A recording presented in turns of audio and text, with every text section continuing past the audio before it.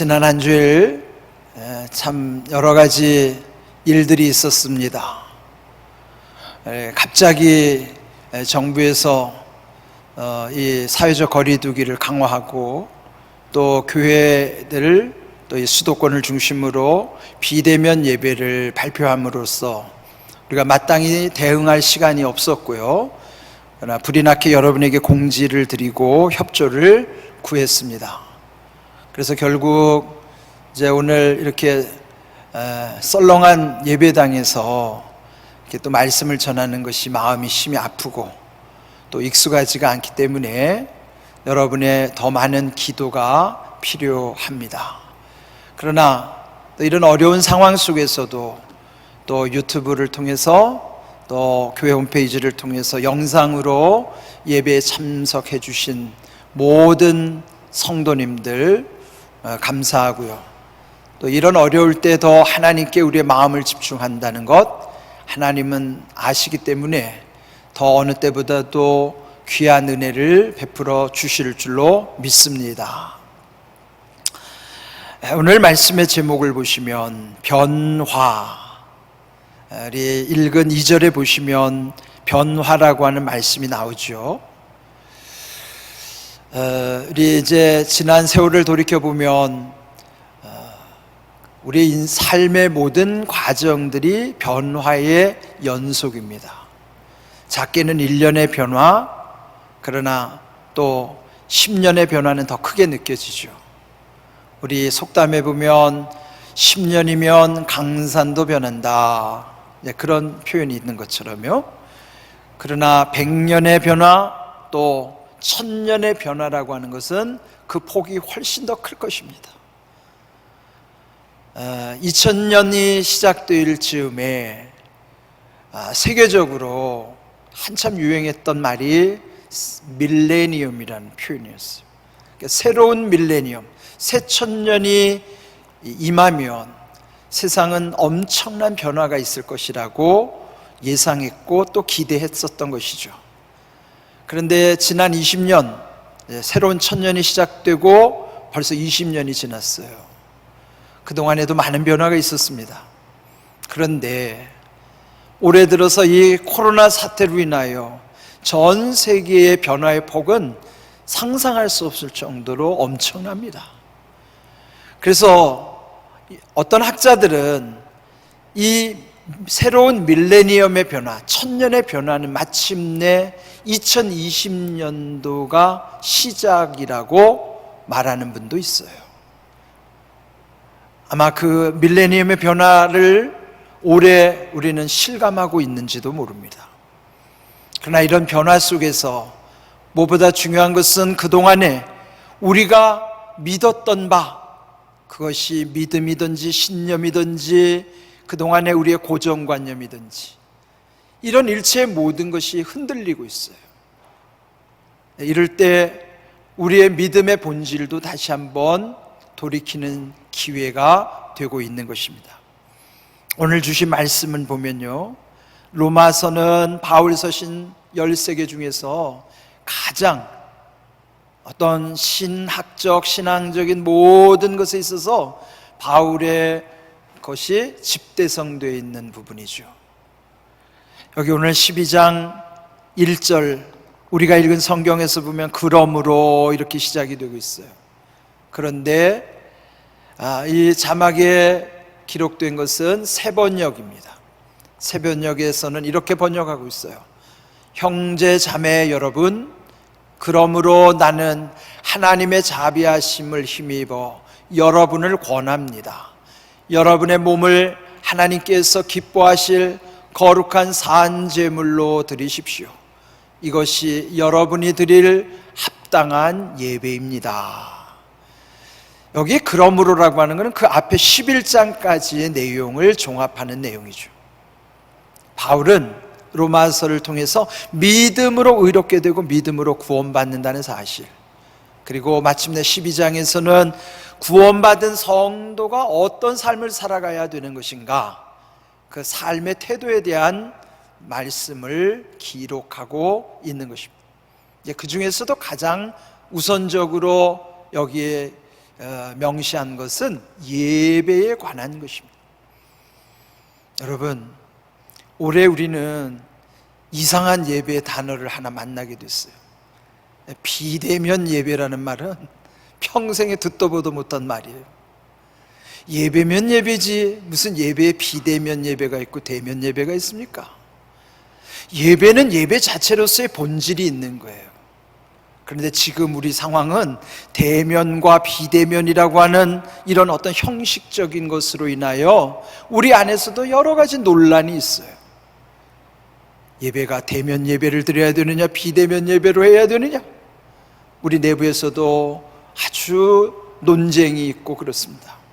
그런데 바울이 오늘 여기 우리에게 강조해 주는 예배는 영적 예배, 그리고 세번역에서는 합당한 예배.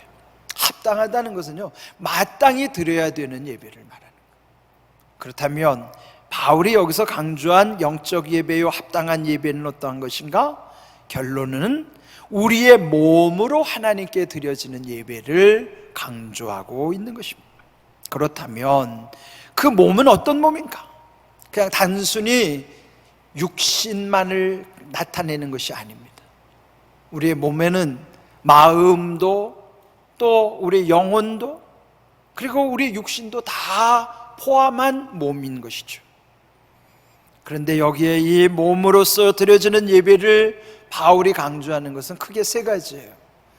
하나님께서 기뻐하시는 몸, 거룩한 몸으로서, 산 제물의 몸으로서 하나님께 드리라는 것이죠.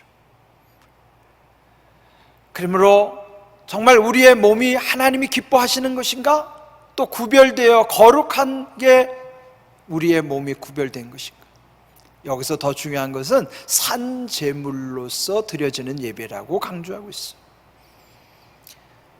여기에 살아있는 제물이라고 하는 것은요, 어찌 보면 서로 어울릴 수 없는 단어의 조합이에요. 이를테면 여러분, 아이스크림은 원래 차갑잖아요. 근데 그 차갑다는 말 대신 앞에다가 뜨거운이라는 표현을 한번 해볼까요? 뜨거운 아이스크림. 그건 안 어울리죠. 그것과 같이 여기 살아있는 제물이라고 하는 것도 제물 자체는 죽어야 되는 거예요. 그런데 살아있는 죽어있는 것, 그런 뜻이죠. 살아있는 제물로서의 죽음. 그러니까 이게 안 맞는 거예요. 근데 왜 바울은 산 제물로서 하나님께 드려지는 예배가 합당한 예배요 영적인 예배라고 말하고 있을까? 이런 바울의 신앙의 체험 속에서 나온 말씀이에요. 갈라디아서 2장 20절에 내가 그리스도와 함께 십자가에 못 박혔나니 그런즉 이제는 내가 사는 것이 아니요 오직 내 안에 그리스도께서 사시는 것이라. 그 고백입니다. 바울이 주님과 함께 십자가에 죽은 것이에요. 그러나 다시 살아있는 것은 내 안에 그리스도께서 사시는 것이라. 그러면 그동안에는 죄와 유혹에 반응했던 내가 이제는 죄와 유혹에 반응하지 않는 나인 것이요, 예전에는 주님을 몰랐던 나였지만 이제는 그리스도 안에 있는 나, 이전에는 내가 주인이었는 나였지만은 이제는 내 안에 주님이 주인 되시는 삶이에요. 내가 주인인 나와 주 안에 있는 나는 완전히 다른 나예요. 여기서 산 제물은 주 안에 있는 나로서 죄와 유혹에 반응하지 아니하고, 그래서 하나님이 기쁘게 받으시는 산 제물의 삶이 되는 것이죠. 여러분, 이 예배라고 하는 것은 바울이 강조한 것처럼 예수님 시대에도요 예배에 대한 논쟁들이 있었습니다. 요한복음 4장에 보면 한 우물가의 여인을 예수님이 만나 주시잖아요. 그런데 그 끝부분에 보면은 마침내 그 여인이 예수님께 이런 질문을 하는 거예요. 옛적 우리 조상들은 이 산에서 예배를 드렸습니다. 그 산은 사마리아에 있는 그리심산이에요. 그런데 당신들은, 즉 유대인들은 예루살렘에서 예배를 드린다고 합디다. 근데 그때 예수님은 그 여인에게 이렇게 답변하시는 거예요. 요한복음 4장 21절에 이 산에서도 말고 예루살렘에서도 말고 너희가 아버지께 예배할 때가 이르리라. 여기서 중요한 예배의 본질이 나오죠. 예배의 본질은 이 산 또는 예루살렘이라고 하는 장소와 공간에 있는 것이 아니라 이 산이든지 예루살렘이든지 중요한 것은 아버지께 드리는 예배가 본질이라고 하는 거예요.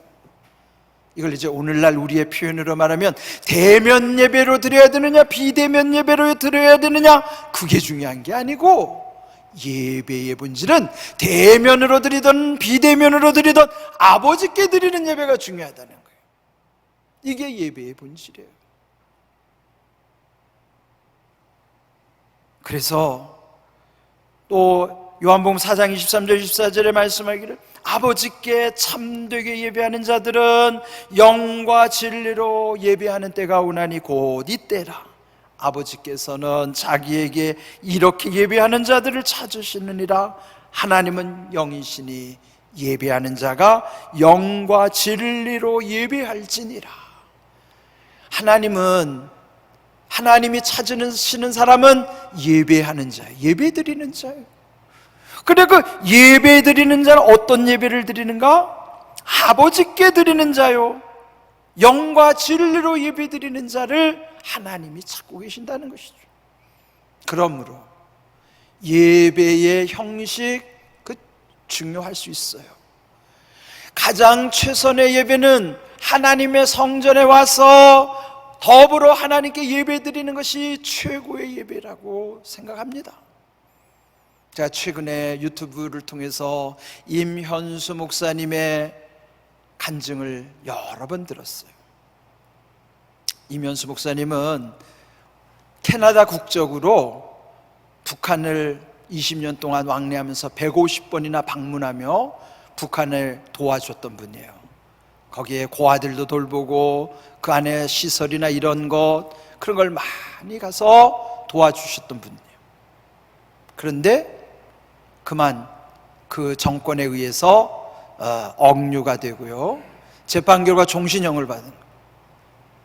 그런데 그분 고백에 의하면 만일 본인이 한국 국적을 가지고 있었다면 아마 죽었을 것이다. 그래도 캐나다 국적이 있었기 때문에 함부로 다루지 못하고 죽이지는 못하고, 그래도 그가 감옥에 갇혀 있는 동안 많은 분들이 그를 위해서 기도했습니다. 그런데 하나님이 갑자기 그를 31개월 만에 풀어주시게 한 거예요. 그런데 그 목사님이 풀려나서 간증하는 내용 중에서 제가 가슴에 와닿은 거는, 북한에서 그렇게 억압당하고 고통을 당하는 시간 속에서 가장 그리웠던 것은 평상시에 함께 하나님 앞에 예배드렸던 시간들이 얼마나 소중했던가를 깨달았다는 거예요. 그리고 그곳에서 억압당하는 가운데서도 그는 혼자서 하나님께 예배를 드렸다는 것이에요. 그렇습니다. 예배는 혼자서라도 드려야만 하는 것입니다.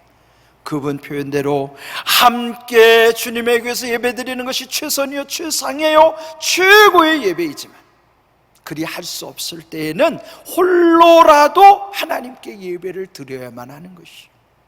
예배는 그 무엇과도 대체할 수 없는 예배의 본질이에요.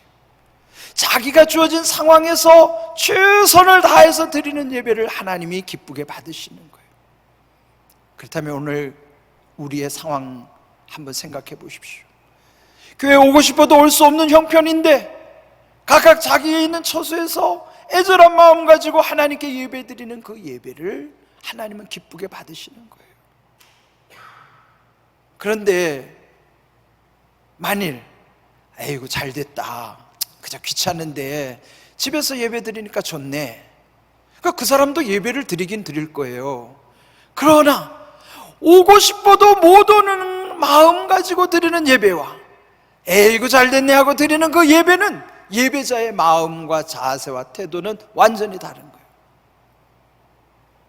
하나님은 정확히 아신단 말이죠. 예배는 이 산에서 예루살렘에서도 공간의 문제가 아니고 그 하나님께 향하는 그 마음의 중심의 문제인 것이에요. 내가 처해진 환경에서 최선으로 드리는 예배를 하나님이 기쁘게 받으신다는 사실을 기억하십시오. 예배는 그 자체로서 본질인 것이지 그 무엇으로 대신할 수 있는 것이 아니에요. 내가 마음대로 원칙을 정해주고 내가 이렇게 저렇게 선택해서 드리는 게 아니에요. 세상 사람들은 그 예배의 원리를 모르고 개념을 모르니까 이해할 수 없을 거예요. 예배를 드려도 되고 안 드려도 되고 그 정도의 문제라면 우리가 왜 예배를 가지고 고민할까요? 고민할 필요가 없어요. 근데 우리는 예배는 생명이요 그 자체의 본질이기 때문에 예배를 포기할 수가 없는 것입니다. 그래서 이렇게 함께 드리는 주님의 교회에서 드려지는 예배가 최고의 예배이지만 그럴 수 없는 형편이라 할지라도 각각에 있는 처소에서 때로는 병실에 홀로 또는 어떤 형편에서 혼자서 드릴 수밖에 없으면 그렇게라도 하나님 앞에 그 중심 가운데 예배 드리는 것을 하나님이 기뻐 받으시는 거예요. 그것이 영으로 드리는 예배, 진리로 드리는 예배라고 하는 것이죠. 오늘 우리에게 주시는 이 예배의 본질을 잘 기억하셔야 돼요. 저는 이 코로나가 길어지면서 벌써 6개월 이상 벌써 올해가 8월이 지났으니까 8달이 지나고 있어요. 그런데 점점 심각해지고 있습니다. 정말 우려가 되는 것은 교회들마다 이렇게 예배가 점점 약해지고 있는 거예요. 어쩌면 이 코로나 위기 상황 속에서 하나님이 우리를 점검하시는 이유는 예배의 본질을 다시 생각해 보라는 거예요. 건물 안에 갇혀져 있는 그런 예배가 아니라 아무리 교회 와서 예배한다고 하더라도 그 중심이 하나님을 향하지 않는다면 그 예배는 참된 예배가 아닐 것입니다. 예배는 장소의 문제이기 이전에 우리 마음의 중심에서부터 하나님께로 향하고 있느냐, 그 예배의 본질의 문제라고 생각합니다. 영으로 드리는 예배, 진리의 예배를 하나님이 받으시고 그런 예배자를 찾고 계시다는 사실을 기억하십시오. 그리고 여러분, 예배를 타협하지 마세요. 여러분이 판단해서 예배를 드리지 마십시오. 하나님이 기뻐하시는 예배면 여러분이 어쩔 수 없는 상황에서 홀로 드리는 예배도 하나님은 영광을 받으시는 거예요. 그러나 문제는 자기 마음대로 판단해서 혼자서 자기가 드리는 예배는 그건 예배가 아닌 것이에요. 우리의 상황 속에서 최선으로 예배를 드리는 것이 하나님께서 받으시는 예배라는 사실을 기억하시기를 바랍니다. 이 예배를 강조한 다음에 바울은 2절에서 변화에 대해서 강조하고 있습니다. 로마서 12장 2절, 여기에 기록된 것도 세 번역입니다. 여러분은 이 시대의 풍조를 본받지 말고 마음을 새롭게 함으로 변화를 받아서 하나님의 선하시고 기뻐하시고 완전하신 뜻이 무엇인지를 분별하도록 하십시오. 두 번째 권면은 변화에 대한 우리의 태도예요. 네, 여러분 보십시오. 변화하라고 했나요? 변화를 받으라고 했나요? 여기 분명히 변화를 받아서 이 말씀이죠. 변화를 받으라고 말씀하시고, 근데 우리는 착각하고 있어요. 변화하라고 명하신 것처럼 내가 변화하려고, 변화의 주도권이 내게 있는 것처럼 착각하고 있다는 것이죠. 우리는 스스로 변화할 수 없습니다. 성경에서 표현하는 것처럼 개가 토했던 것을 다시 먹는 것처럼, 돼지가 다시 시궁창에 들어가는 것처럼, 본질적인 죄인인 우리는 우리 스스로를 변화시킬 수가 없습니다. 변화의 노력을 통해서 어느 정도 변화를 이룰지는 몰라도 근본적인 변화는 스스로 할 수가 없는 것이죠. 그래서 성경은 변화하라고 하는 것이 아니라 변화를 받으라고 하는 것입니다. 이것이 중요한 것입니다. 그렇다면 그 변화를 어떻게 받을까요? 마음이 먼저 새로워져야 되는, 적어도 마음을 우리가 주님께 열어야 되는 것은 내 책임인 것입니다. 지금도 예수님은 우리의 마음의 문을 두드리고 계시죠. 우리가 마음의 문을 열면 주님이 우리 안에 들어오셔서 주님은 나로 더불어 나는 주님과 더불어 먹으리라고 말씀하신 것처럼, 그렇습니다. 마음이 새로워지면 그때부터 변화가 되는 것입니다. 그 변화로 말미암아 마침내 분별하게 되는 것입니다. 그 분별의 기준은 하나님의 뜻입니다. 하나님의 뜻 세 가지를 강조하죠. 하나님이 보실 때 선한 것인가 악한 것인가, 하나님이 보실 때 기뻐하시는 건가 그렇지 않으신 것인가, 하나님이 보실 때 온전한 것인가 그렇지 않은 것인가를 분별할 수 있는 것 또한 변화된 마음 가운데 우리에게 하나님의 뜻이 하나님의 뜻을 분별할 수 있다고 하는 것입니다. 그에 앞서서 이 시대의 풍조를 본받지 말라고 하는 것이에요. 오늘날 교회 여러 가지 우려 중에 하나는 교회가 너무나 급속히 세속화되어 있다고 하는 것이죠. 그런 교회가 세상을 변화시키지 못하고 오히려 세상의 풍조들이 교회 안으로 밀려 들어오고 있어요. 그래서 교회는 지금 위기입니다. 다시 우리는 주님의 말씀으로 돌아가야 돼요. 그래서 우리의 마음을 새롭게 함으로 변화를 받아야 되는 것입니다. 그럴 때 하나님의 뜻 가운데 분별의 영을 얻게 되는 것이죠. 변화에 대해서 강조했었다면 세 번째로는요, 로마서 12장 3절 지혜에 대해서 말씀하고 있습니다. 내게 주신 은혜로 말미암아 너희 각 사람에게 말하노니 마땅히 생각할 그 이상의 생각을 품지 말고 오직 하나님께서 각 사람에게 나눠주신 믿음의 분량대로 지혜롭게 생각하라 말씀하시는 거예요. 여기서 바울이 내게 주신 은혜로 각 사람에게 말한다고 강조하죠. 여러분, 우리가 각 사람과 대화할 때, 소통할 때 참고해야 돼요.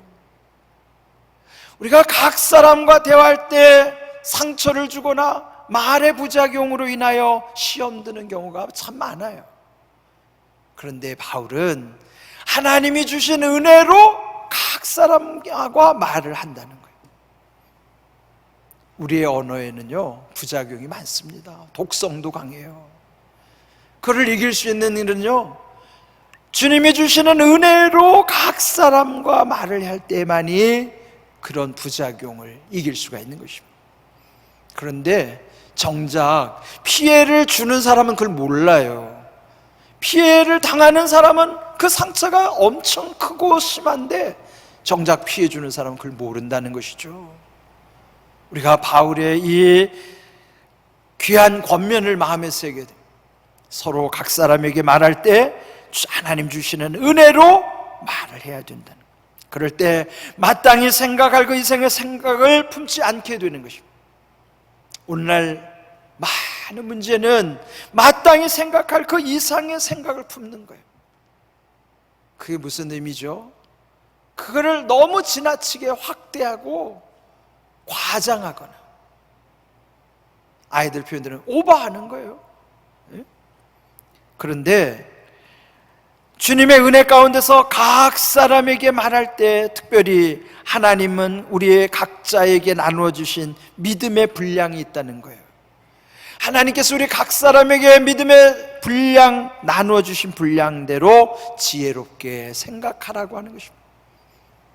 우리 생각할 때는 그 분량이 크고 작은 것에 대해서 너무 집착하죠. 지난 주일 마태복음 15장에 보면은 가나안 여인이 예수님께 구했던 은혜는요 부스러기 은혜였어요. 떡과 부스러기의 관계는, 떡은 크고 부스러기는 지극히 미미하고 작은 것이지만 예수님은 그에게 부스러기 은혜를 허락하셨지만 그의 믿음은 크다고 칭찬한 거예요. 우리는 부스러기 같은 은혜를 소중히 여길 때 그 믿음을 크다고 주님이 우리를 칭찬해 주시는 거예요.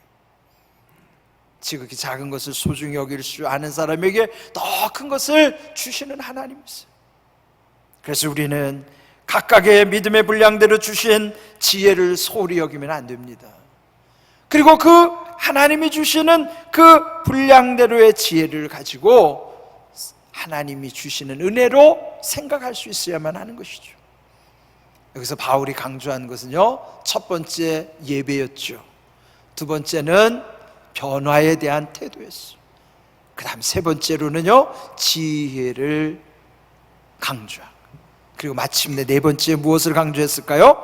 교회들이 연합해야 된다는 것을 말씀하고 있는 것입니다. 4절 5절에 말씀하기를 우리가 한 몸에 많은 지체를 가졌으나 모든 지체가 같은 기능을 가진 것이 아니니 이와 같이 우리 많은 사람이 그리스도 안에서 한 몸이 되어 서로 지체가 되었느니라. 여기서 말씀하신 것은 교회라고 하는 신앙 공동체에게 주시는 말씀이죠. 무엇에 비유했죠? 우리 몸에 비유했어요. 한 몸 속에도 보면은 서로 연결된 지체들이 있어요. 손과 발뿐만 아니라 우리 얼굴만 해도 여기에 여러 가지 눈과 코와 귀와 입과 여러 가지 지체가 있죠. 우리 몸 안에도 여러 가지 장기들이 지체가 있어요. 그러나 서로 분란을 일으키지 않죠. 다 하나 서로의 지체가 되어서 연합하고 있는 거예요. 아름다운 연합을 통해서 한 몸을 이루고 있는 것이 교회가 그리해야 된다는 것이죠. 여기서 바울이 강조한 건 그 지체를 세 가지 강조. 많은 지체, 모든 지체, 서로 지체. 많은 지체, 모든 지체들이 각각 기능이 달라요. 그러나 중요한 것은 서로 지체가 되어야 된다는 거예요. 주님의 뜻은 많은 지체, 모든 지체들이 서로 지체가 되게 하시는 거예요. 어떻게 할 수 있을까요? 그리스도 안에서 할 수 있다는 거예요. 바울이 늘 강조하는 것은 그리스도 안에서만이 우리 한 몸에서의 아름다운 연합이 이루어지듯이 주님의 교회 안에서도 이런 아름다운 연합은 그리스도 안에 있을 때만이 서로 이런 귀한 지체의 사명을 감당하게 된다는 것이죠. 근데 심히 안타까운 것은 요즘 이 코로나 사태 이후에 세상으로부터 교회가 얼마나 많은 질책을 받는지 몰라요. 비난을 당하고 있어요. 그는 어느 정도 감수할 수 있습니다. 안타까운 것은 우리 기독교 안에서 우리들끼리 서로 비난하는 현상들은 너무 안타까운 거예요. 하나님 아버지 입장에서 본다면 이건 너무나 가슴 아픈 일이에요. 어떤 목사님이 개탄하시더라고요. 지금 우리나라의 현실이 예전 일제시대 때 그리고 6.25 전쟁이 일어나기 그 시대에 기독교 지도자들이 연합하지 못하고 제각각 나뉘어져 가지고 싸우던 시대하고 너무나 흡사하다는 거예요. 그래서 염려하는 거예요. 이 민족이 나라를 바르게 세우는 데 있어서 기독교는 먼저 이 한 몸의 원리대로 그리스도 안에서 하나가 되어야 하는데 우리들끼리 서로 비난하고 서로 싸우고 있는 거예요. 물론 최근에 어떤 교회가 사회에 무리를 일으킨 것은 사실이죠. 그리고 끊임없이 교회를 중심으로 코로나 확진자들이 계속 나온 것은 사실이에요. 그래서 교회는 할 말이 없어요. 그리고 그에 대한 대사회적인 책임을 교회는 함께 져야 돼요. 그들이 질책하고 비난하는 것에 대해서 같이 맞서는 것이 아니라 우리가 잘못했다고 용서를 구하고 우리가 회개를 해야 되고 하나님 앞에서 하나 되지 못한 것을 심히 안타까워하면서 주님의 마음으로 회개를 해야 되는 거예요.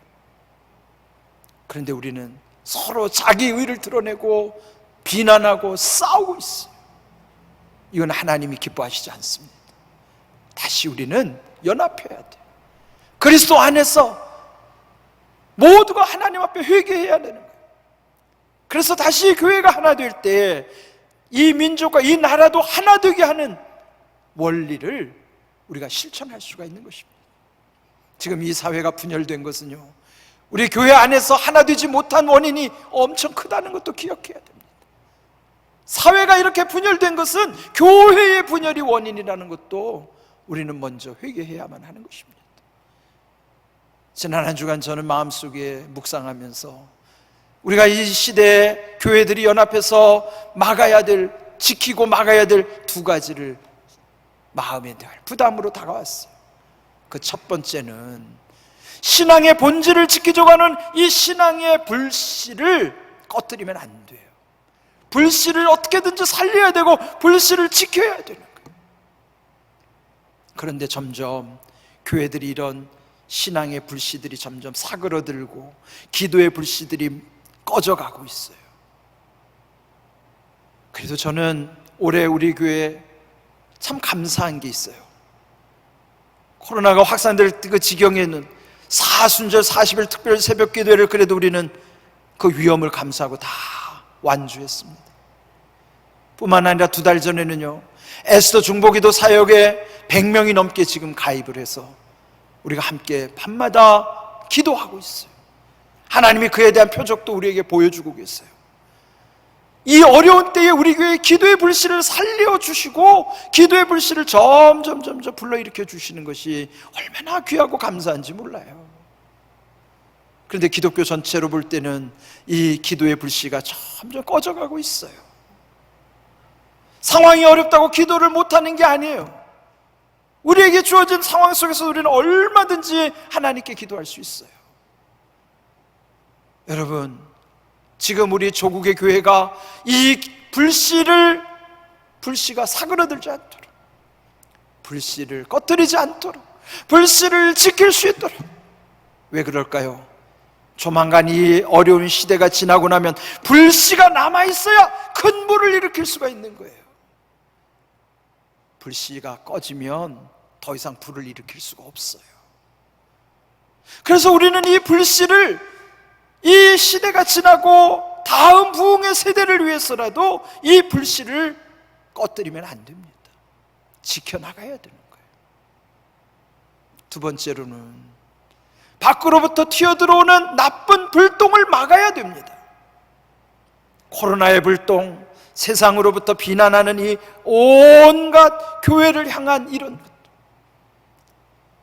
정말 개탄스러운 것은요,